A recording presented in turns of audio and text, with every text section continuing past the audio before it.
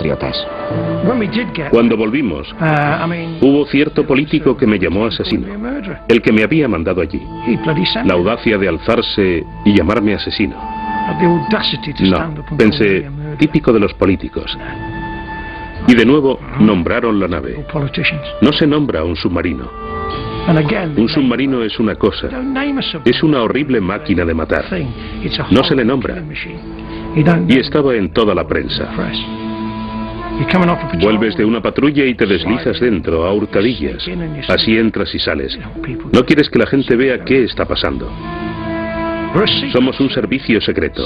Cuando llegamos había cámaras de televisión y todo lo demás. No queríamos eso. Es muy agradable que te digan lo maravilloso que eres y que haya medio mundo en el muelle para recibirte. Mi hija mayor nació mientras yo estaba fuera y yo tenía muchas ganas de conocerla. Al capitán lo llevaron a tierra, le dieron champán y lo recibió el almirante. Y querían que yo bajara a tierra temprano para filmarme conociendo a mi hija, lo cual no disfruté particularmente. Pero un amigo mío del sur de Francia, que había dejado la marina el año anterior, me contó luego que la fotografía de nosotros tres salió en la portada de todos los periódicos dominicales.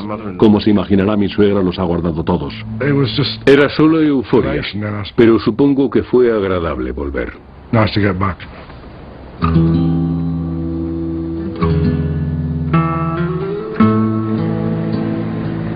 En Argentina, la tripulación del Belgrano regresó a efusiones de emoción y la agridulce recepción que reciben los trágicos héroes de un sueño que se ha evaporado.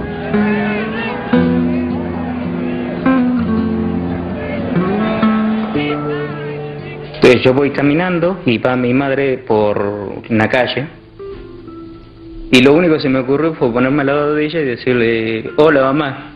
Y soltó las bolsas, me abrazó, la gente que estaba alrededor que sabía también se echó a llorar. Iba de uniforme blanco y paró un auto, un jeep, un alemán grandote. Dijo: ¿dónde lo alcanzo? Le digo: no, voy hasta Ballester. Dice: lo alcanzo a donde usted vaya. Y no sabía, fue callado la boca. Yo le despelote esto de Malvinas, que yo sí, le digo: yo soy uno de los náufragos que cruzó el Belgrano. Paró el auto el hombre. Y me llevó hasta la puerta de mi casa. Mi mamá y mi hermano que estaban muy preocupados por mí, fue un abrazo interminable, ¿no? Y después, con los amigos del barrio, con los vecinos, también fue algo que no se puede contar porque me emociono y me retrotraigo 20 años atrás que es como si lo estuviera viviendo hoy por hoy, ¿no? Y veo bajar de un coche, que estaba mucho más adelante, una persona. Esa persona viene corriendo. Era mi esposa. Ahí me di cuenta que tenía familia.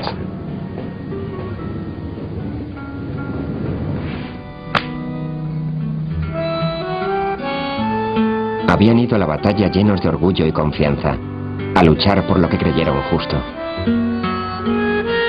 Como nación, habían apostado y habían perdido.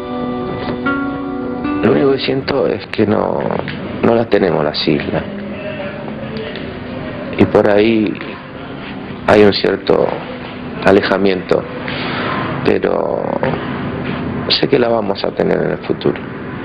Y no va a ser con guerra, no va a ser con guerra, va a ser con paz. Ellos tuvieron el honor de dar la vida por los amigos, que somos nosotros, y que Dios, en el momento que los torpedos iban hacia el buque, estiró su mano, tomó a lo que necesitaba, que eran los 323 que se fueron, y nos dejó a nosotros para que en este momento pudiera contarle a usted lo que realmente pasó para que no vuelva a suceder. Fuimos a la guerra.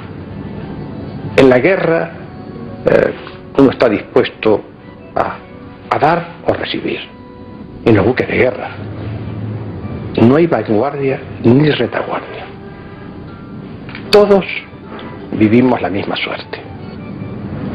Si el torpedo, en lugar de pegar en este lugar, pega 40 metros más a proa, son otros los muertos y otros los sobrevivientes.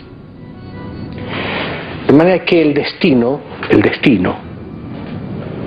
le dice a uno algo que es inamovible, el momento del fin de su vida. Nosotros ayudamos a ese destino, hasta donde pudimos. Lo ayudamos con adiestramiento, con camaradería, con espíritu de equipo, con espíritu de buque, con responsabilidad. Lo ayudamos. Pero finalmente es el destino el que da su última palabra. Es una cosa así. Las guerras las hacen los poderes, no la hace el civil. Yo no tengo nada contra el inglés y el inglés tampoco. Obviamente si el submarino nosotros teníamos la posibilidad de hundirlo, lo hubiésemos hecho, porque ese era nuestro trabajo en ese momento. Pero no tengo un odio hacia ese marino que estaba en el buque enemigo, y yo creo que ellos igual, ellos no tienen odio hacia nosotros. Fue un acto de guerra y fuimos nosotros los actores en ese drama, ¿no?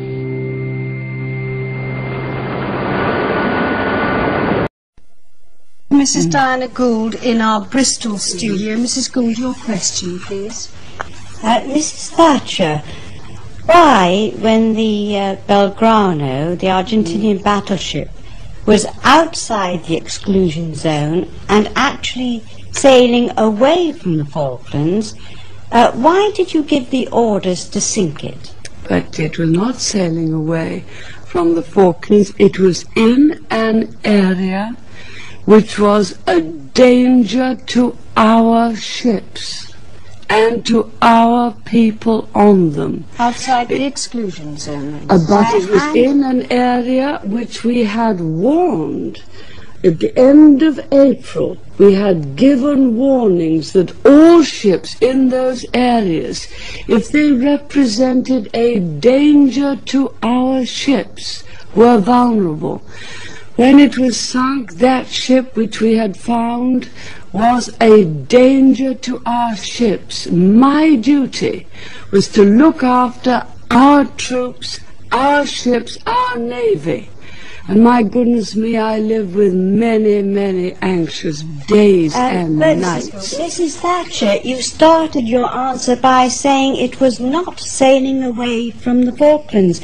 It was on a bearing of 280 and it was already west of the Falklands, so I'm sorry, but I cannot see how you can say it was not sailing away from the Falklands. When it was sunk. When it was sunk. It was a danger to our ships. No, but you have just said at the beginning of your answer that it was not sailing away from the Falklands. And I'm asking you to correct that statement. It's within an area outside the exclusion zone, which I think what you are saying is sailing away. I think I'm not, Mrs. Which way it was facing at the time. A danger to our ships. Mrs. Thatcher, I am saying that it was on a bearing 280, which is a bearing just north of west.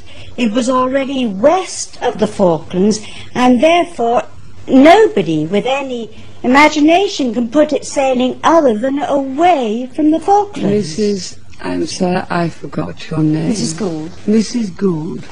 When the orders were given to sink it, and when it was sunk, it was in an area which was a danger to our ships. Now, you accept that, do you?